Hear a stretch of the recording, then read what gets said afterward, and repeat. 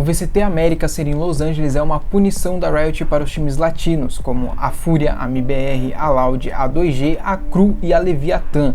Como todo mundo sabe, os Estados Unidos têm uma política de imigração muito forte, principalmente quando se trata de nós, latino-americanos, né? A região da América Central até a região da América do Sul. Bom, isso claro que dificulta muito a entrada de todos os brasileiros e latinos que vão jogar o VCT Américas Kickoff, né? Nesse kickoff agora a gente teve o problema da Fúria, que não conseguiu estrear com a sua line principal porque simplesmente ninguém da Fúria conseguiu o visto a tempo. Eles iniciaram o processo deles em outubro do ano passado e em janeiro eles ainda não tinham conseguido a aprovação do visto, sendo recusado pela imigração americana. Isso não é exclusivo da Fúria. Todo time latino simplesmente teve algum problema com a imigração em algum momento. Quem foram os punidos desde o começo das franquias nos Estados Unidos, né, e passar uma visão geral sobre o que acontece e o que poderia ser feito para resolver e como a Riot pune os latinos. Bom, o caso mais recente que a gente teve, como eu citei agora, foi o da Fúria, né, que estreou agora no kickoff com o time de Ader, B-Dog, Stellar, Jake e Penny. Né, são jogadores do Tier 2 do NA que tiveram que fazer um complete para a Fúria. É um time montado, se não me engano, 3 são de um time, 2 são de outro, pelo que eu vi. Então foi um time montado às pressas para suprir a falta da Fúria nesse kickoff.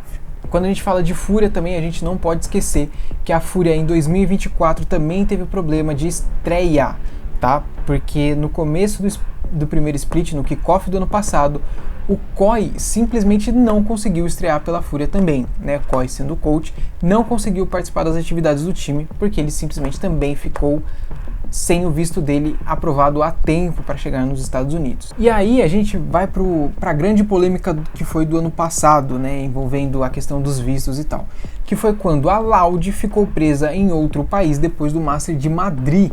Eles simplesmente classificaram para o Master de Madrid, foram jogar, na hora de voltar simplesmente não conseguiram a renovação do visto. Eles ficaram presos em outro país esperando a aprovação deles para poder voltar para os Estados Unidos e jogar a primeira etapa, o primeiro split. Então a Loud chegou, se eu não me engano, 24 horas antes, um dia antes, chegou no dia, coisa assim, e foi jogar. Nem conseguir treinar na Europa eles conseguiram, porque o Sadak, que era argentino, conseguiu a aprovação do visto dele e os brasileiros não. Irônico, né? Porque a Argentina também é latino, né? Então a gente não sabe o que rolou, mas implicaram com os BRs dessa vez. O MIBR também enfrentou problemas no ano passado na contratação do Rich e do Pala, que foi uma mudança que eles fizeram para o último split para tentar classificar, para tentar ganhar ponto, para tentar iniciar um novo time, né? Os meninos também não conseguiram seus vistos aprovados a tempo e a MIBR teve que jogar com o complete do Shazam e do Pente para a org, né? Foi uma estreia bem diferente.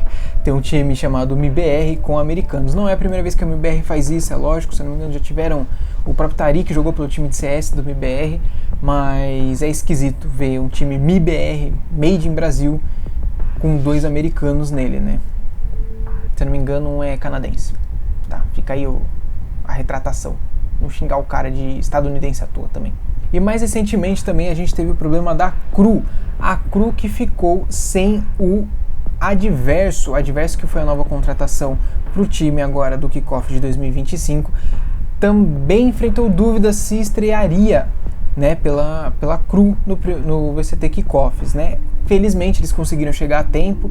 Se eu não me engano, mais alguém da staff ficou preso, também não conseguiu visto a tempo, mas deu tudo certo para eles. Mas eles também sofreram um baita atraso, não conseguiram treinar também, o que claramente prejudica qualquer time, né?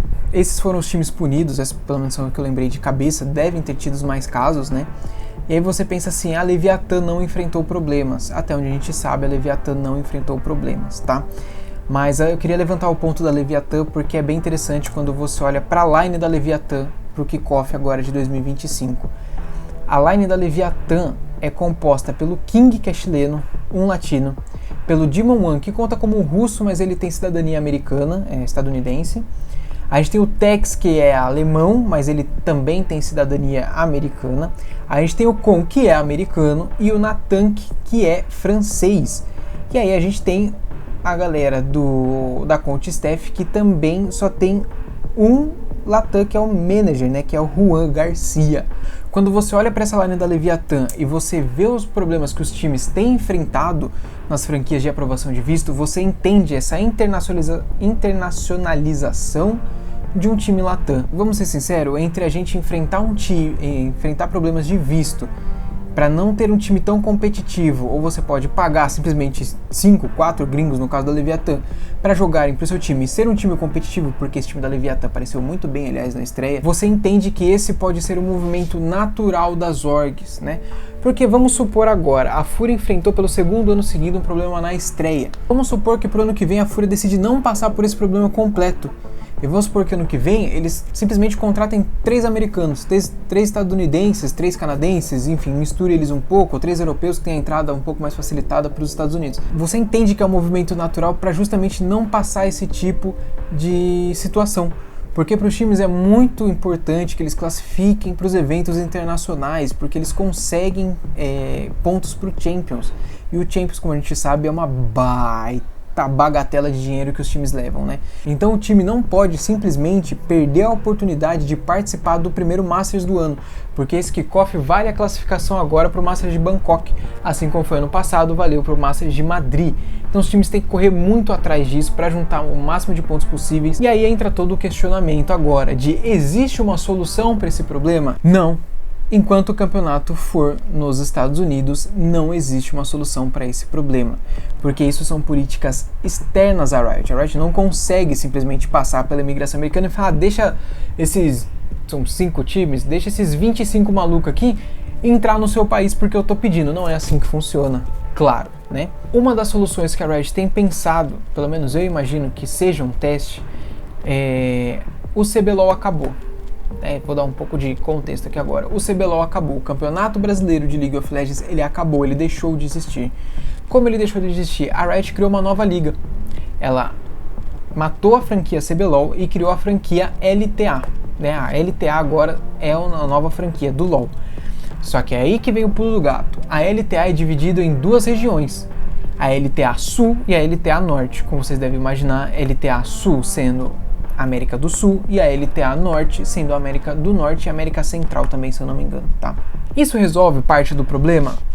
Sim, evita problemas com a questão da imigração, porque no Brasil é um pouco mais facilitada a entrada de latinos aqui, a gente tem uma boa vizinhança até com muitos deles, então ajuda bastante, né?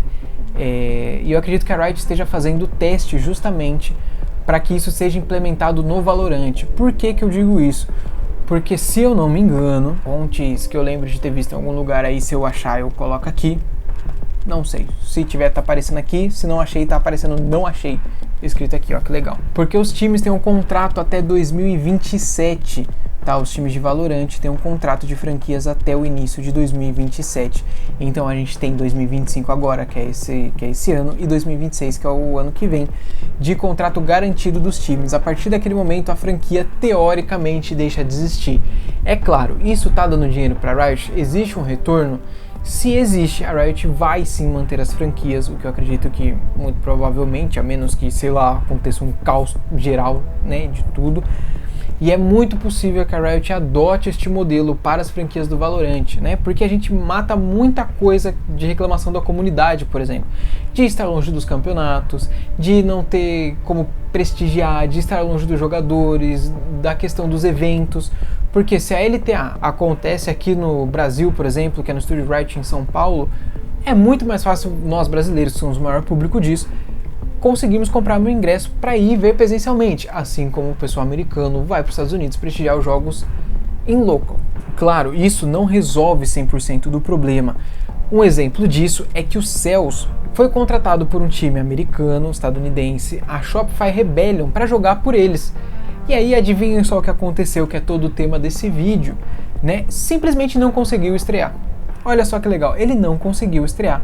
Não vai conseguir estrear, se eu não me engano, o campeonato começa na semana que vem, né, acho que no próximo final de semana agora, e já foi basicamente declarado que ele não consegue estrear, justamente pelos problemas de visto.